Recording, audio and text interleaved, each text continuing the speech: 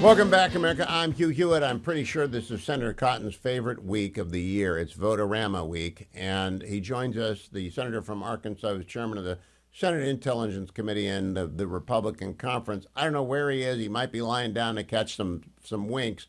How goes the Vote-A-Rama, Senator?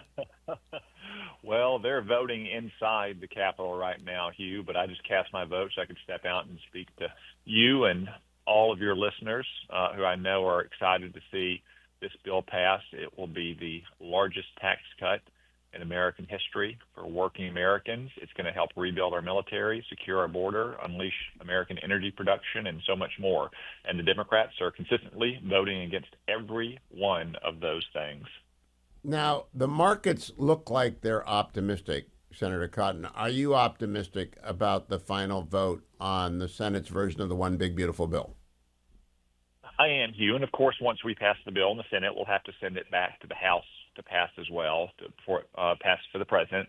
But I think every Republican in Congress knows that this is a no-fail operation, and it has been since the election last year. We cannot allow the largest tax hike in American history to go into effect. And we have to continue the great success we've already had, for instance, in securing our border since President Trump took office. And we need to rebuild our military after 4 years of devastating cuts by Joe Biden. So we still have some differences we're working through. You know, senators and congressmen represent different kind of states and different kind of districts, but we're all aligned on those priorities. Now it's just a matter of finding the final path to them. Now, Senator, it's been a week since, it's been 10 days since Donald Trump ordered the B-2s to strike Iran. And so we've had a lot of BDAs that are public and private. What can you tell us publicly about your assessment of the damage done to Iran by the Israeli war and the American strike? Well, Hugh, let's use a little bit of common sense. What does anyone think happens when you drop 12, 30,000-pound bombs? Anything. And I want to stress, because the media and the Democrats, who seem more eager to root for the survival of Iran's nuclear weapon program than to celebrate a successful mission by great American pilots and crews, always are asking questions like, well, what happened inside the underground bunker at Fordo? And did it really destroy the bunker? And what happened to the uranium? Well, let's be clear, Hugh. There are multiple single points of failure in Iran's nuclear weapons program. And it wasn't just the great mission that our pilots and crews undertook. It was what the United States and Israel did in conjunction that has catastrophically damaged Iran's nuclear program and set back their ambitions. The killing of the nuclear scientists. Yes, the bombing of the bunkers and the facilities at Fordo and Isfahan and Natanz. The destruction of centrifuges and centrifuge manufacturing sites, the destruction of uranium gas to metal conversion facilities. All these things are single points of failure in Iran's march to a nuclear weapon, and the United States and Israel together destroyed them all. And that's why the Ayatollahs sued for peace.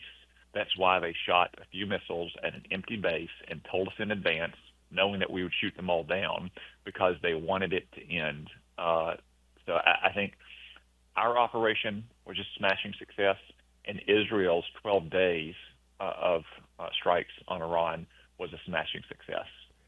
Senator, I don't think you're old enough to remember. I don't think you're old enough to remember Tommy Flanagan, John Levitz's character. Yeah, that's the ticket. Now we've got a couple of Iranians talking to each other on the phone saying, nothing's wrong here, everything's good. And the New York Times turns that into a story.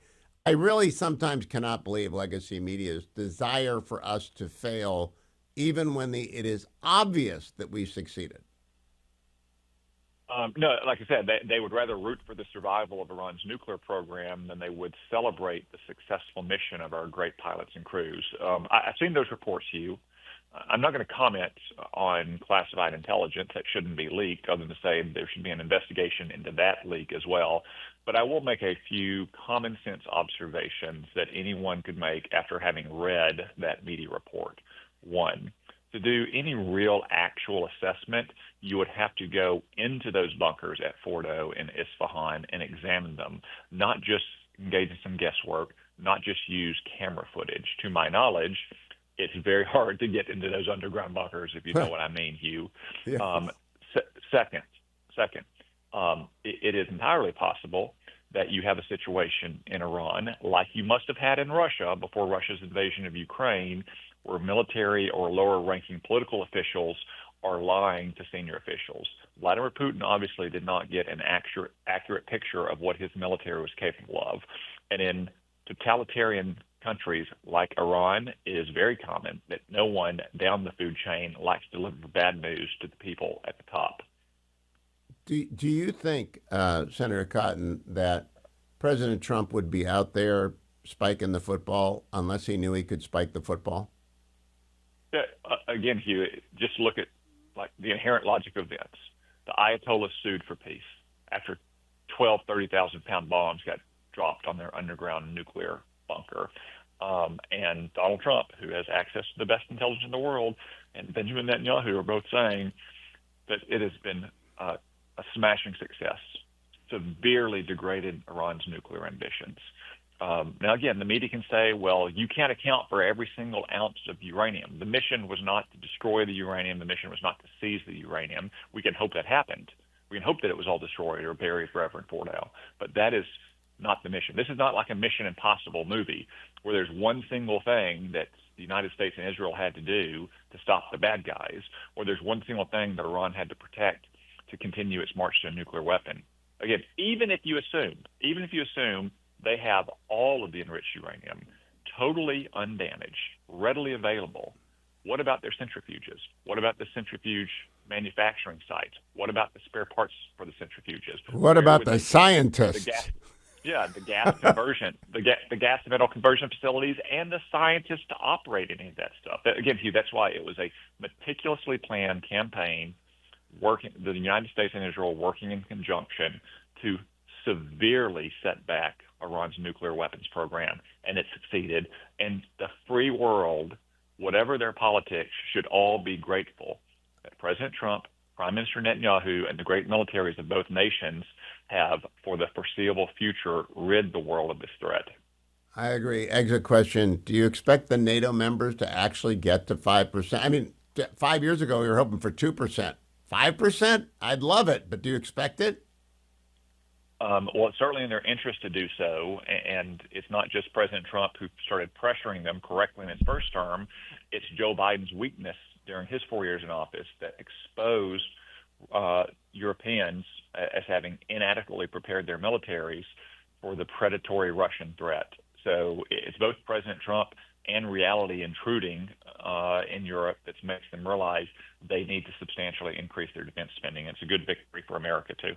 Senator Tom Cotton, thank you for joining us. Have a great deal of fun with the rest of Votorama. I know it's kind of like a party in the Senate and everyone enjoys it. So you go back and enjoy the next 24 hours of voting. And Godspeed. I hope you get it to the president's desk by the 4th of July. Thank you, Senator Cotton.